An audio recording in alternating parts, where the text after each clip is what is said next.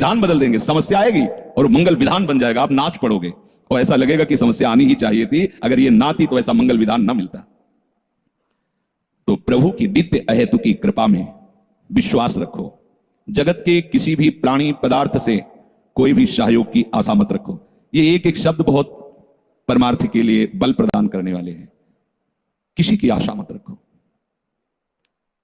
हर समय उपासक ऐसे देखता है जैसे सर्वज्ञ मां आगे से आगे अपने बच्चे की व्यवस्था करती है। सत्य मानो, छोटी छोटी बातों में उनको दिखाई कितना प्यार करते हैं, इतने महान होकर इतनी छोटी बात को ऐसे वो।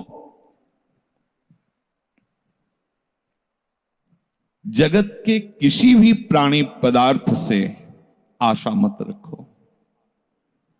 यदि तुम वास्तविक अपना कल्याण चाहते हो, परमानंद में डूबना चाहते हो, तो आशा केवल अपने आराध्य देव से रखो।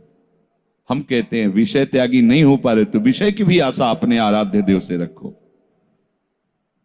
देखो, ब्रह्मा जी ने करदम जी से कहा कि सृष्टि का सृजन करो, हमारी आज्ञा है। तो पिता की आज्ञा पालन करने के लिए तत्पर हुए, पर आश्रय उन्होंने भगवान का लिया और 10,000 वर्ष तक भगवत भजन करते हुए भगवान प्रकट हुए, गरुड़ पर विराजमान, आकाश स्थित। वो कहा है तुम्हारी इस भजन शैली तपस्या से मैं प्रसन्न हुआ, क्या चाहते हो? कहा पिता की आज्ञा का पालन करने के लिए ब्याह करना है, पर आपके द्वारा। तो आदि सम्राट महाराज मनु विश्ववंदनी, उनकी पुत्री ऐसी सुंदर कि उनको देख लें तो विमानों से देवता गंधर्व मूर्छित हो जाते थे। उनका ब्याह, उनको कहा है तो कि हम पहले ही आदेश कराएं, वो परसों आएंगे, आप ब्याह करें।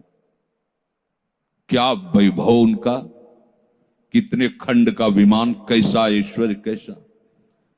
बोले भगवान के भजन से ये ब्याह और भोग सामग्री मिली? बोले नहीं, अगर उन्होंने ब्याह मांगा तो आगे बिना मांगे आप पुत्र बन करके आ गए भगवान कपिल देव जी के रूप में, और जगत का परम मंगल करने वाला भगवान ने उपदेश किया, श्रीमद् भागवत में वर्णन है। तो यदि विषय की भी आशा है तो प्रभु से कीजिए। संख्या एक जहर होता है, ऐसे खाओगे तो मर जाओगे, पर वही जब आयुर्वेदाचार्य शोध के देता है तो दमा आदि बड़ी भयानक बीमारियों में वो संख्या काम कर जाता है। ऐसे ही स्वयं भोक्ता विषय के बनोगे तो संसार की इस चक्र में फंसते चले जाओगे।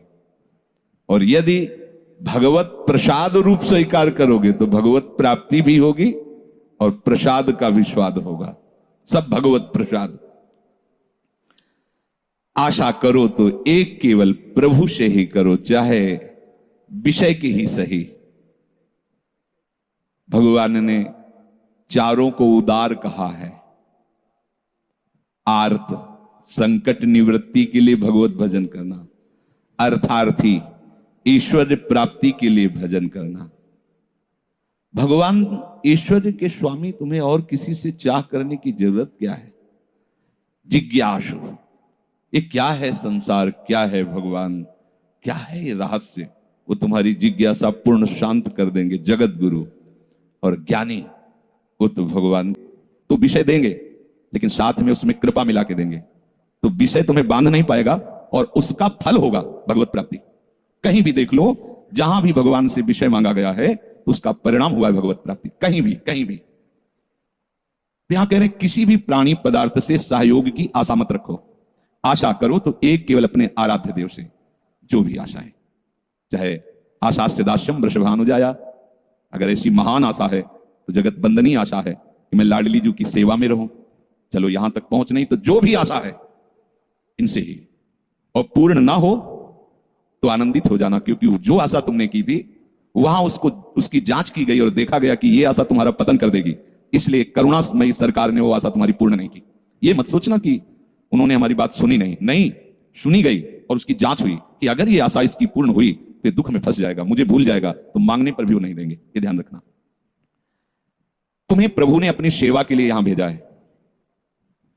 जो भी तुम्हें पदार्थ दिए हैं, विचार दिए हैं, शक्ति दी है, सामर्थ्य दी है, वो केवल सेवा के लिए दी है, केवल सेवा के लिए है। आप क्या करते हैं? सुख भोगने के लिए प्रयोग करते हैं, बस बंद गए। परिवार की सेवा, शरीर की सेवा, भगवत प्राप्ति है, जन जन की सेवा, जो हमारे सामने आ गया, मन बुद्धि चित्त अहम से, धन से, शरीर से, जो सेवा, स्वसुख वांछा के लिए नहीं। हम लोग प्रभु प्रदत्त सेवा का तिरस्कार करके स्वसुख वांछा में फंस जाते हैं। बहुत बढ़िया साधन है सेवा। सेवा से निश्चित परमानंद की प्राप्ति होती है। सेवा में बहुत बड़ी सामर्थ्य, पीछे चर्चाएं हो चुकी है। ये जो प्रभु के द्वारा दी हुई सामर्थ्य के हम स्वामी बन जाते हैं।